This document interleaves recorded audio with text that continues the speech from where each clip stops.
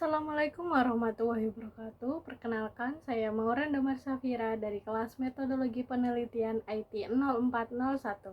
Di video kali ini, saya akan membahas mengenai materi metodologi penelitian. Yuk simak video berikut ini. Yang pertama ada pengantar metodologi penelitian. Nah, sekarang kita akan masuk ke topik metodologi penelitian. Jadi, metodologi penelitian sebenarnya adalah suatu cara atau teknik yang kita gunakan untuk mengumpulkan dan menganalisis data dalam sebuah penelitian. Metopen mencakup berbagai teknik dan prosedur yang digunakan untuk mengumpulkan dan menganalisis data dalam rangka menjawab pertanyaan penelitian atau menguji hipotesis. Metodologi ini mencakup desain penelitian, metode pengumpulan data, serta teknik analisis data. Tapi, tunggu dulu. Ada satu hal penting yang harus kita ingat, yakni etika dalam penelitian. Etika sangatlah penting karena melibatkan tanggung jawab kita sebagai peneliti terhadap integritas ilmiah dan kehormatan sosial. Jadi, pastikan kita selalu mendapat persetujuan etis menjaga kerahasiaan data dan menghindari praktik-praktik yang tidak etis seperti plagiat atau pemalsuan data. Yang kedua yakni alur penelitian dan mencari permasalahan dari masyarakat. Oke, jadi bagaimana alur penelitian itu sebenarnya? Alur penelitian biasanya dimulai dengan identifikasi masalah yang memerlukan solusi. Masalah ini sering diambil dari observasi langsung di masyarakat, survei atau analisis literatur. Peneliti kemudian merumuskan hipotesis atau pertanyaan penelitian, memilih desain penelitian yang sesuai, mengumpulkan data, menganalisis data, dan menarik kesimpulan. Tujuan utamanya yakni menemukan solusi praktis atau menjelaskan fenomena tertentu. Selanjutnya ada merumuskan permasalahan penelitian. Sekarang, bagaimana kita merumuskan masalah penelitian? Nah, merumuskan masalah penelitian adalah sebuah proses mengidentifikasi area spesifik yang memerlukan penelitian lebih lanjut. Peneliti harus melakukan tinjauan literatur sebelumnya. Proses ini juga melibatkan klarifikasi tujuan untuk penelitian dan pengembangan pertanyaan penelitian yang spesifik dan dapat diuji. Kemudian ada abstrak dalam sebuah penelitian. Oh ya, jadi apa sih abstrak itu? Abstrak sebenarnya adalah ringkasan singkat dari seluruh penelitian kita. Jadi, di sini kita menyajikan latar belakang, tujuan, metode, hasil, dan kesimpulan penelitian kita secara singkat. Hal ini penting karena membantu pembaca untuk mendapatkan gambaran cepat tentang apa yang kita temukan tanpa harus membaca keseluruhan laporan kita. Abstrak tentunya harus jelas, ringkas, dan mencerminkan isi utama dari penelitian. Selanjutnya ada pendahuluan dalam sebuah penelitian. Bagian pendahuluan memaparkan latar belakang masalah, relevansi penelitian, dan tujuan penelitian. Hal ini juga mencakup tinjauan pustaka yang relevan, yang menunjukkan kesenjangan dalam pengetahuan saat ini dan bagaimana penelitian ini berkontribusi untuk mengisi kesenjangan tersebut. Pendahuluan yang baik membantu pembaca memahami konteks dan pentingnya penelitian. Materi kedua yakni identifikasi pada penelitian, identifikasi masalah. Yang pertama, seperti yang kita tahu pada materi sebelumnya, kita disuruh menganalisis atau meresum sebuah video. Kemudian kita paparkan hasilnya, yakni seperti berikut ini. Yang pertama ada analogi penelitian dan industri. Menurut Pak Romi, sebagai pembicara dalam video tersebut, penelitian ilmiah cenderung lebih fokus pada eksplorasi mendalam dan pengembangan teori baru, sedangkan industri lebih berorientasi pada aplikasi praktis dan hasil cepat. Peneliti mungkin bekerja selama bertahun-tahun untuk memecahkan masalah kompleks dan menghasilkan pengetahuan baru. Sementara industri memanfaatkan pengetahuan tersebut untuk menciptakan produk atau solusi yang praktis. Kedua ada mencari dan merangkum state of the art methods. Peneliti perlu memperbarui pengetahuan mereka dengan metode terbaru dalam bidang studi mereka. Kemudian ada proses penelitian. Penelitian dimulai dengan pemilihan topik yang relevan dan penting. Peneliti kemudian melakukan studi pustaka untuk memahami apa yang harus diketahui dan apa yang sudah diketahui, juga mengidentifikasi kesenjangan pengetahuan. Selanjutnya, mereka merancang penelitian dengan memilih metode yang tepat, mengumpulkan dan menganalisis data, serta menyusun laporan yang menjelaskan temuan dan kontribusi penelitian. Materi ketiga yakni lanjutan dari materi kedua masih mengenai topik identifikasi masalah penelitian. Poin pertama yakni perumusan masalah. Perumusan masalah adalah langkah pertama yang paling krusial.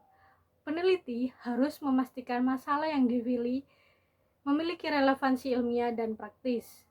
Mereka harus mengumpulkan informasi dari berbagai sumber seperti literatur akademis, laporan industri, dan wawancara dengan pakar untuk memperkuat argumen bahwa masalah ini penting untuk diteliti.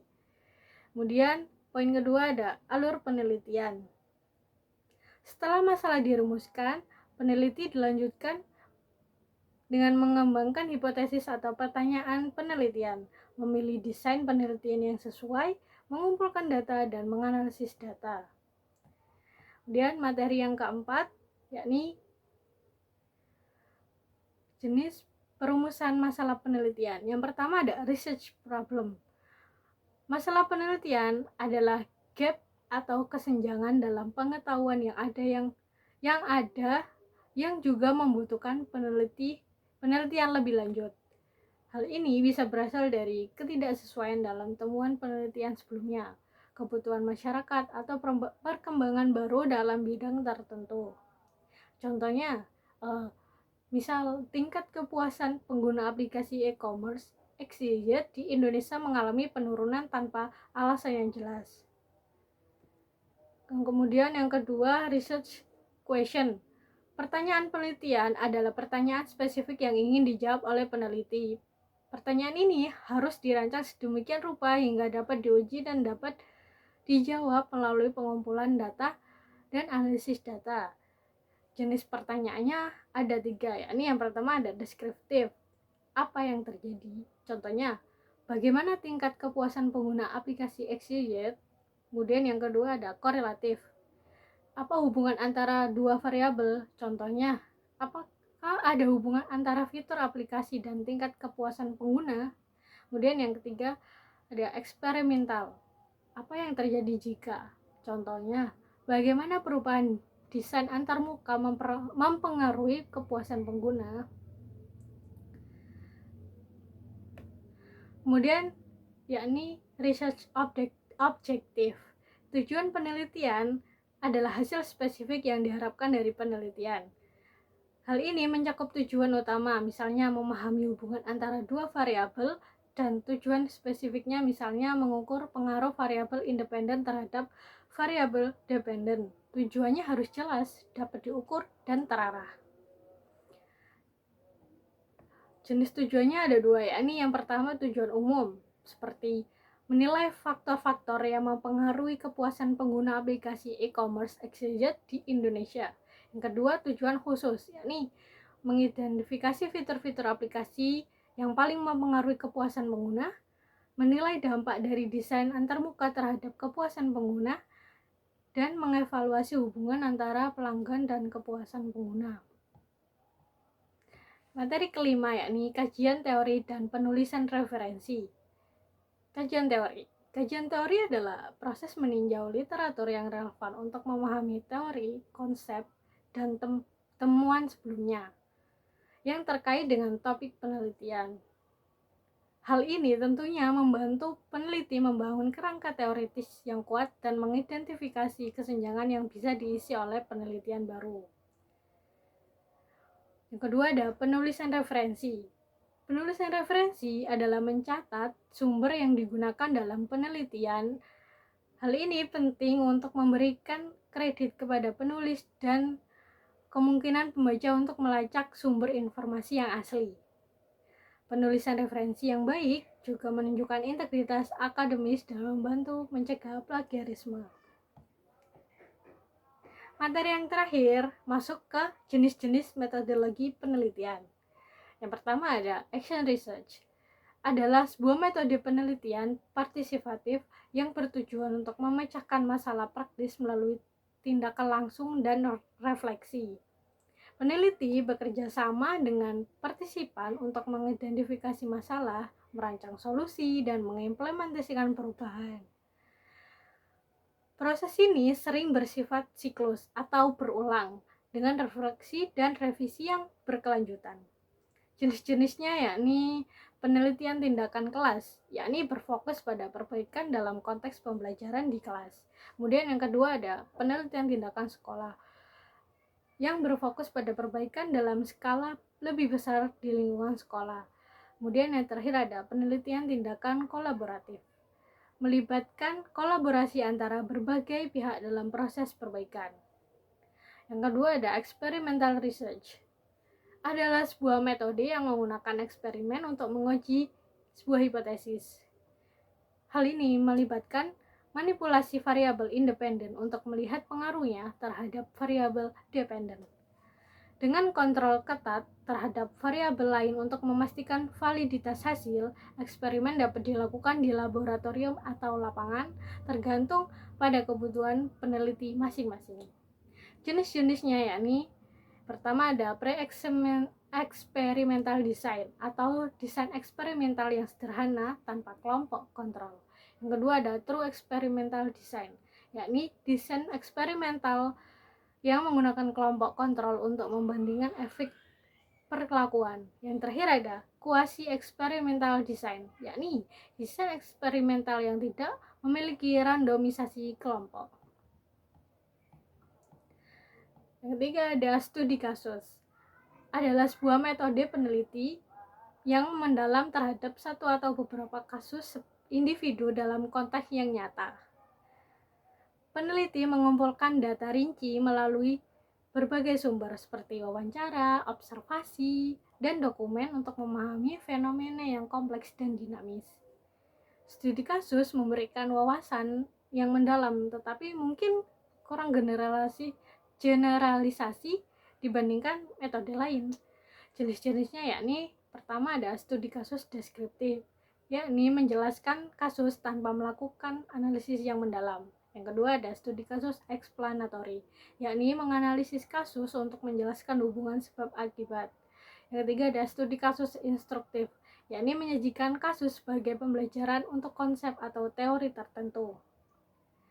Tentunya juga ada penelitian kualitatif dan kuantitatif. Dalam sifat realitas, penelitian kuantitatif melihat realitas sebagai sesuatu yang tunggal, konkret, teramati, dan dapat dipecah-pecah. Sedangkan pada penelitian kualitatif, sifat realitas sebagai sesuatu yang dinamis, hasil dari konstruksi pemikiran dan interpretasi terhadap gejala yang diamati.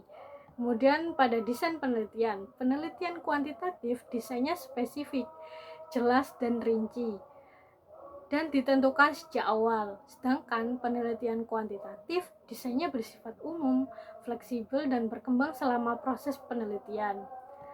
Pada poin tujuan penelitian kuantitatif bertujuan untuk menunjukkan hubungan antar variabel. Fokusnya adalah pada pengukuran dan pengujian hipotesis. Sedangkan penelitian kualitatif bertujuan untuk memahami fenomena secara mendalam dan menggali makna dalam pengalaman individu. Jadi secara keseluruhan, penelitian kuantitatif lebih fokus pada aspek yang dapat diukur dan diuji secara statistik, sedangkan penelitian kualitatif lebih menekankan pada pemahaman mendalam dan interpretasi fenomena yang kompleks dan dinamis. Dengan memahami semua materi ini secara rinci, peneliti dapat merencanakan dan melakukan penelitian yang struktur, valid, dan berdampak. Pengetahuan ini juga membantu dalam menyusun penelitian laporan yang jelas dan komprehensif. Sekian dari saya penjelasan yang sudah saya paparkan terkait materi dari metodologi penelitian. Bila ada salah kata, saya mohon maaf. Wassalamualaikum warahmatullahi wabarakatuh.